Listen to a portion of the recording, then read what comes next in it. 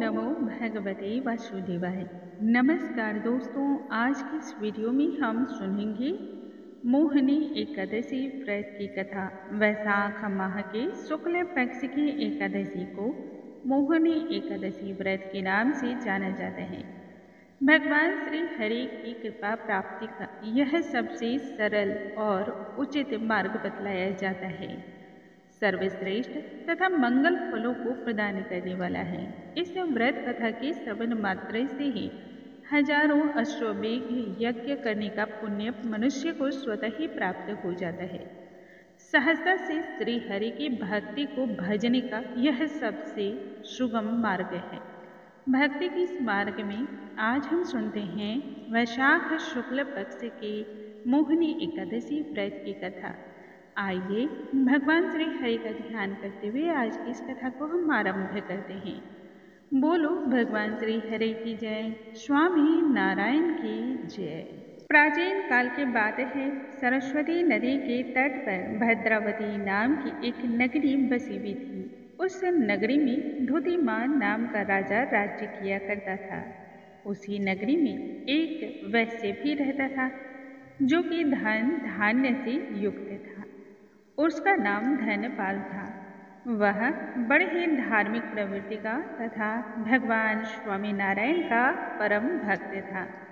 उसने अपने नगर में अनेक प्रकार के भोजनालय, प्याऊ, तालाब, धर्मशाला, कुएं, बाग, बावड़ी इत्यादि का निर्माण करवाया। राहगीरों को सुख की प्राप्ति हो इसके लिए राह पर छायादार वृक्ष भी लगवाए। उस वैश्य को 5 पुत्र थे। वैश्य का बड़ा पुत्र बहुत ही पापी एवं दुष्ट था। पिता की धन संपदा को बुरे कार्यों तथा संगतों में वह उड़ाया करता था। मदिरा पान करना, मांस मदिरा का सेवन करना, यह तो उसका नित्य प्रतिदिन का काम था।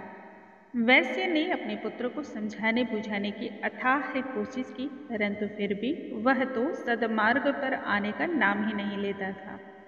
तब दुखी होकर के उसके पिता एवं भाइयों ने ही उसे घर से निष्कासित कर दिया और सभी उसकी तब निंदा भी करने लगे। घर से निष्कासित होने के पश्चात शरीर पर उसने जो कुछ भी वस्त्र आभूषण धारण कर रखे थे उन्हें ही बेच करके वह अपनी जीविका का यापन करने लगा। जब धन भी समाप्त हो गया और उसके पास जीविका साधने का अब कोई अन्य साधन न बचा, तब उसके संगी साथियों ने भी उसका साथ छोड़ दिया। अब तो वह भूख और प्यास से व्याकुल होकर के इधर उधर घूमने लगा।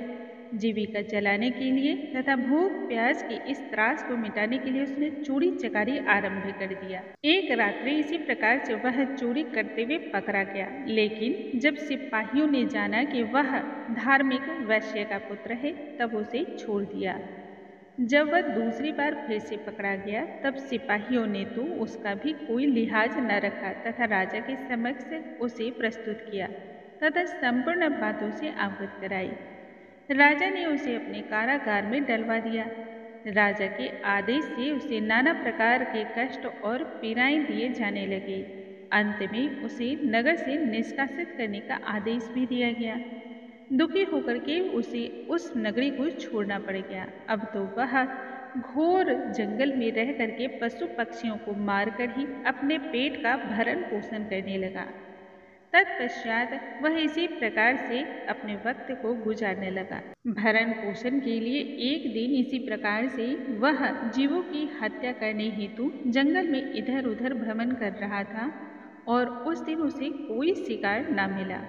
तब शिकार की खोज में वह और अधिक दूर निकल पड़ा। इस तरह से निकलते निकलते वह उस स्थान पर जा पहुंचा जहां पर ऋषि कौंडिन्य का आश्रम था।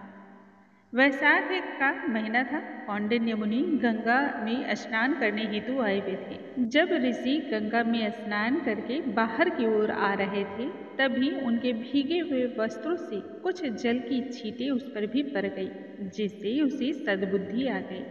वह ऋषि के पास हाथ जोड़ करके खड़ा हो गया। कहने लगा, हे महात्मा, अवश्य ही मैंने जीवन में अनेक प्रकार के पाप कर्म किए हैं, परंतु उन पापों से मुक्ति का कोई साधारण तथा धन रहित यदि उपाय हो तो वह बतलाइए। सौभाग्यवश ही आज आप मुझे मिले हैं। ऋषि ने फिर कहा, तुम ध्यान लगाकर सुनो। वैशाख माह के शुक्ल पक्ष की एकादशी का व्रत करो। इसे मोहिनी एकादशी के नाम से जाना जाता है।